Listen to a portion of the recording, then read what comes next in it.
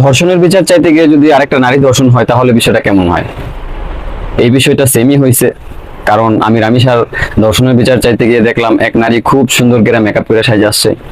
রামিসা হয়তো শারীরিকভাবে ধর্ষণ হয়েছে, কিন্তু ওই নারীটা মানসিকভাবে ধর্ষণ হয়েছে। সেটা হচ্ছে শত শত পুরুষের মাঝখানে বিভিন্ন পুরুষ তার দিকে খুব খারাপ নজর দিতেছে, তো সে ধর্ষণ হচ্ছে, তার এটা বোঝার উচিত ছিল। তো যাই হোক, বিষয়টা এই জন্য বললাম যে আমাদের সমাজের নারীদেরও কিছুটা প্রবলেম আছে। সেটা হচ্ছে রাস্তায় যখন নারীরা বের হয় তাদেরকে উচিত কিছুটা শালীনতা পোশাক পরে রাস্তায় বের হওয়া। কারণ আপনাদের এই পোশাক আশাকের কারণে ছেলেদের খারাপ আকর্ষণ আপনাদের উপরে পড়ে, ধ্যান একটা লুক কাজ করে, সেই লুক থেকে আপনাদেরকে ধর্ষণে টার্গেট করা হয়। তো এই সমাজে বহু গণ্যমান্য মানুষ আছে, কন্টেন্ট ক্রিয়েটর আছে, শিক্ষিত মানুষ আছে। প্রত্যেকটা মানুষের ভিতরে সেক্স আছে, পাগলের ভিতরেও সেক্স আছে, হিজড়ার ভিতরেও সেক্স আছে। এই জন্য আপনাদেরকে একটা কথা বলি, রাস্তায় বের হওয়ার সময় নিজের পোশাক আশাকের দিকে একটু খেয়াল রাখবেন।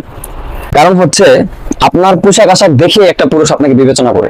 যদি আপনি পর্দার ভিতরে থাকেন তার নজরটা থাকে অন্যরকম, আর আপনার শালীনতার বাইরে যদি ড্রেস আপ থাকে একটা পুরুষ অটোমেটিকলি আপনার দিকে খারাপ নজর দেবে, এটাই স্বাভাবিক।